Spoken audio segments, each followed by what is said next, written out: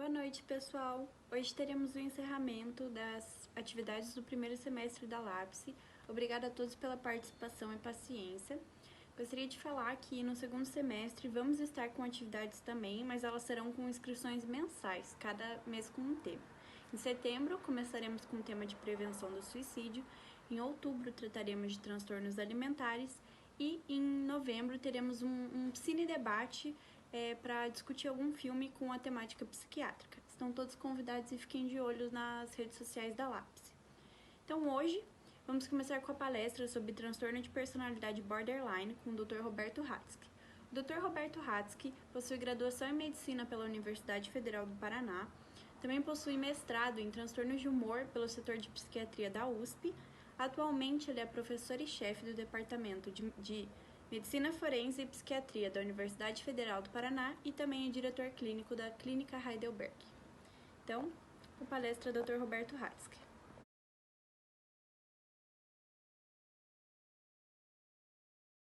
Hoje eu vou falar para vocês um pouco sobre o transtorno borderline de personalidade, mas uma visão crítica, tá? Eu tenho uma visão um pouco mais cética quanto à validade do transtorno de personalidade borderline, tá?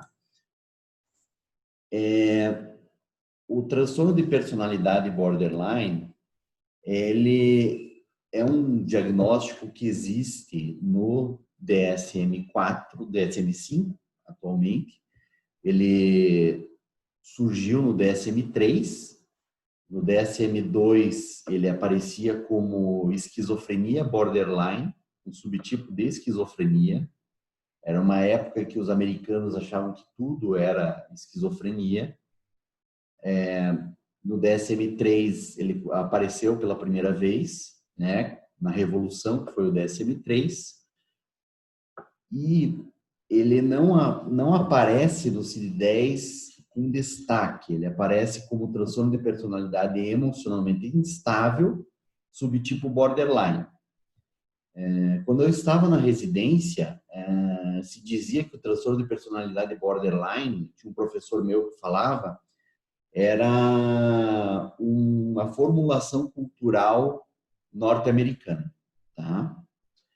Então, é um diagnóstico que estaria entre a neurose e a psicose, um conceito psicanalítico, né? Desenvolvido, ele foi formulado pelo Kernberg, Otto Kernberg, que é um psicanalista americano famoso, com 4 grupos de sintomas, tá? 4 clusters de sintomas. A desregulação emocional afetiva, instabilidade interpessoal e desregulação comportamental e distúrbio cognitivo ou do self. Uma grande questão que existe, que eu tenho meu ceticismo, é se o transtorno de personalidade borderline é realmente um transtorno de personalidade, se não é uma doença, né? Então, a personalidade, ela é caracterizada por traços emocionais, comportamentais, sob condições normais, tá? Não é doença. Ela é estável e previsível, quer dizer, teoricamente ela não muda, né? Ela caracteriza como você se relaciona com outras pessoas e como você se vê, intrapessoais, né? É o jeito de ser da pessoa. Para Freud, a personalidade ela se completava, ela era concluída em torno de 6 anos de idade, tá? Por uma série de influências, seja ambientais, seja biológicas. Hoje, se tem uma ideia de que a personalidade vai até a adolescência, tá? A personalidade é formada por um componente biológico, que é o temperamento, e um componente social, psicológico, chamado caráter. Tá? Então, Os transtornos de personalidade, como a classificação coloca, estão entre doenças e normalidade. São egossintônicos, tá? Quer dizer, não causam, o paciente não vê aquilo como um problema para ele, tá? As outras pessoas é que percebem. Então, é uma queixa de familiares, de amigos e não do indivíduo. Em geral, as pessoas procuram tratamento por quadros comórbidos. Os critérios do DSM-5 para transtornos de personalidade são critérios bastante amplos, né? Qualquer comportamento crônico poderia preencher esse tipo de critério, né? Por exemplo, uma experiência íntima ou comportamento persistente que se desvia das expectativas da cultura, afetando cognição, afetividade, funcionamento interpessoal e controle de impulsos. E é inflexível, tá? Estável e de longa duração. É importante os critérios de exclusão. Não é melhor explicado por outro transtorno mental. Então, os transtornos de personalidade, eles são diagnósticos de exclusão. Tem que se afastar outros transtornos mentais que podem justificar aqueles sintomas antes deles serem diagnosticados. O diagnóstico é difícil, né? Ele não deve ser feito numa avaliação breve, inicial, superficial. É melhor evitar na primeira avaliação. Quando eu fiz estágio nos Estados Unidos, na época que eu era acadêmico, fiz um estágio em emergências psiquiátricas, nunca ou quase nunca se fazia o diagnóstico de transtorno de personalidade. Sempre se colocava protelado a personalidade em relação ao eixo 2. Na época era o DSM-4. O DSM-4 tinha um sistema multiaxial. O eixo 1 eram transtornos mentais, eixo 2 era o desenvolvimento.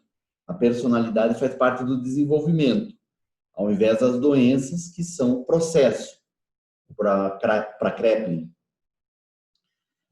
Através do perfil psicossocial, histórico de vida, relações interpessoais. Então, deve se afastar inicialmente a possibilidade de outros transtornos mentais. O transtorno de personalidade borderline, segundo o DSM-5, é caracterizado por instabilidade nos relacionamentos interpessoais, autoimagens e afetos, acentuada impulsividade, tá? Tem estudos mostrando que a impulsividade é ainda mais alta e crônica do que o transtorno bipolar, né? E começa na idade adulta ou adolescência. O paciente faz de tudo para evitar um abandono real ou imaginário de outras pessoas.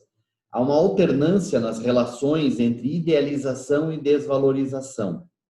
Você, para o paciente, é o melhor médico do mundo e, de repente, você é o pior médico do mundo. É uma perturbação da identidade ou autoimagem, há uma impulsividade, a recorrência de comportamentos, gestos ou ameaças suicidas, ou comportamento automutilante, há uma reatividade acentuada do humor, sentimentos crônicos de vazio, o que se confunde com uma depressão, muitas vezes, uma raiva inadequada e intensa e ideação paranoide transitória e relacionada ao estresse ou graves sintomas dissociativos.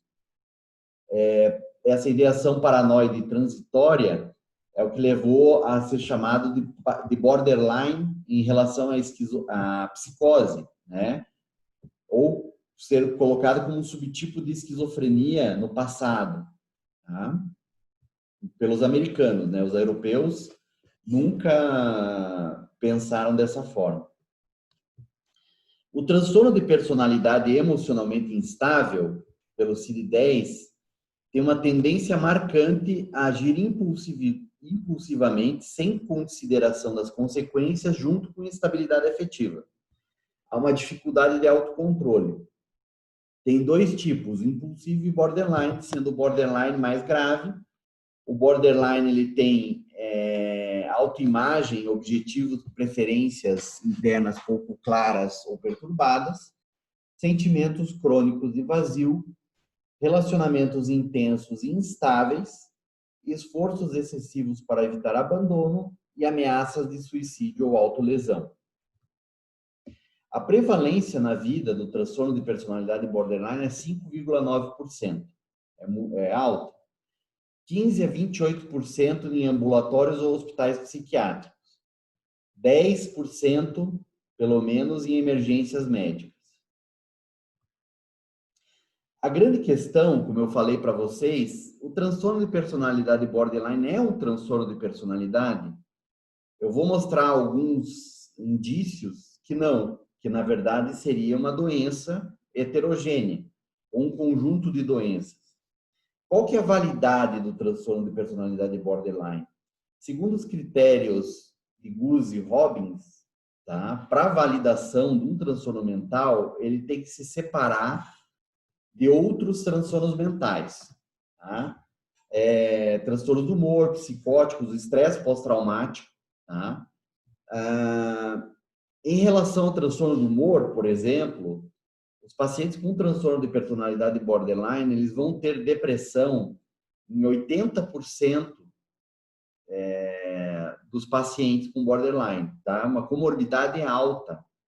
Pelo menos 10% vai ter bipolar tipo 2 comórbido, tá? Então, ele tem uma grande comorbidade. Com transtorno de ansiedade também é alta, tá?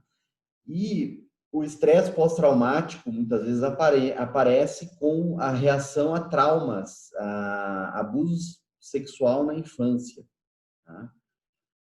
Durante um tempo, isso nos anos 90, final dos anos 90, início do século 21, se acreditava que o transtorno de personalidade borderline era um subtipo do espectro bipolar, o bipolar mais amplo, né? E vocês vão ver que até hoje, em termos de medicação, se usam praticamente as mesmas medicações para transtorno de personalidade borderline que se usa para transtorno bipolar. A diferença é que tem menos estudos de medicação e a psicoterapia acaba sendo mais importante para o borderline. Esse estudo feito pela Zanarini, né, que é orientada pela Zanarini, que é uma das grandes estudiosas em curso do transtorno borderline, ela é uma doutora em educação, né, não é médica nem psicóloga. Esse estudo mostra, como eu enfatizei no sublinhado, que a maioria dos pacientes com transtorno borderline de personalidade não preenche critérios depois de um tempo, quer dizer, remite do comportamento borderline. Se fosse um transtorno de personalidade, obviamente não haveria remissão, seria estável, tá? Então, tudo indica que seria uma doença. Joel Paris, é outro grande autor que estuda transtorno de personalidade, é um psiquiatra canadense, borderline, estuda transtorno de personalidade borderline. Ele fala sobre a relação entre borderline e bipolar, né? Se durante um tempo se acreditou que o borderline era parte do transtorno bipolar, hoje há um questionamento, tá? Porque o bipolar, ele continua tendo crises, os episódios de humor são mais duradouros, são mais persistentes, não respondem muito bem à psicoterapia, e o borderline responde à psicoterapia e o abandono do uso de remédios é alto, né? Por isso os estudos não foram muito positivos em relação à medicação. A taxa de abandono de tratamentos é muito alta no borderline, tá? O padrão é diferente. O borderline é caracterizado por mudanças de humor abruptas, tá? Que ocorrem em resposta a fatores estressantes, né? E o bipolar com mudanças de humor persistentes, como eu falei para vocês. Porém, como eu disse, tem pacientes que têm transtorno borderline e transtorno bipolar. 1/5 dos pacientes podem ter, segundo esse artigo aqui, de 2016. Tá? E tratamento, em relação ao tratamento, validados, os únicos tratamentos para o transtorno borderline é psicoterapia, que é a terapia dialética comportamental, terapia baseada na mentalização e psicoterapia focada na transferência. A psicoterapia focada na transferência é um tipo de terapia psicodinâmica. E a dialética comportamental é comportamental, claramente. A baseada em mentalização é uma terapia que está no meio termo entre as duas psicoterapias. É um subtipo de cognitiva, tá? São terapias intensas, envolvem muitas vezes 2 vezes por semana de sessão, durante 1 ano, 2 anos, tá? Então, não é um trabalho fácil, é difícil você ter profissionais treinados nesse tipo de psicoterapia no nosso meio, porque exigem muito do terapeuta.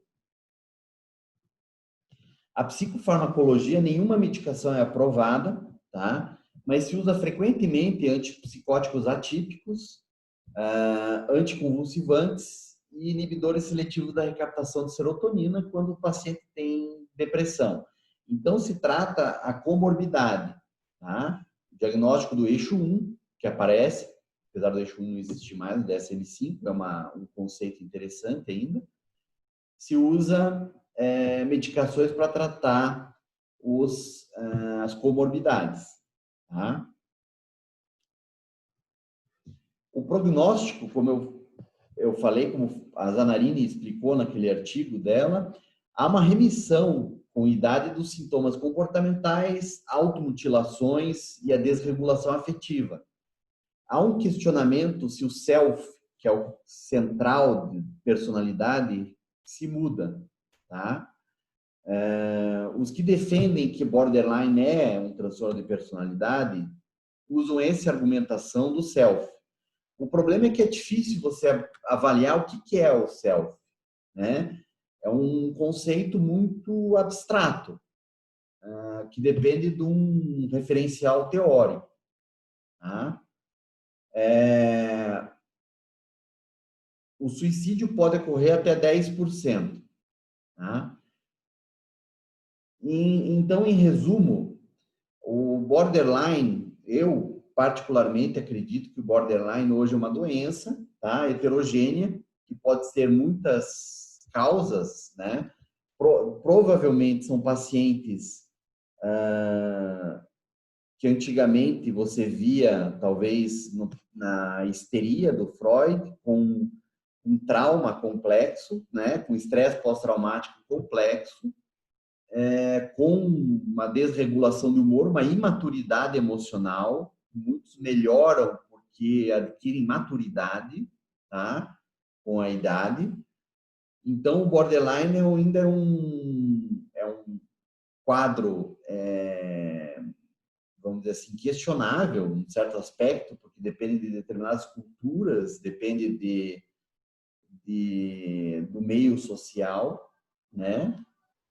E é isso que eu tinha para falar para vocês, tá? Eu estou à disposição para quem quiser fazer perguntas, tá? Pelo meu e-mail, que é roberto.ratzke@gmail.com, tá? Até mais para vocês.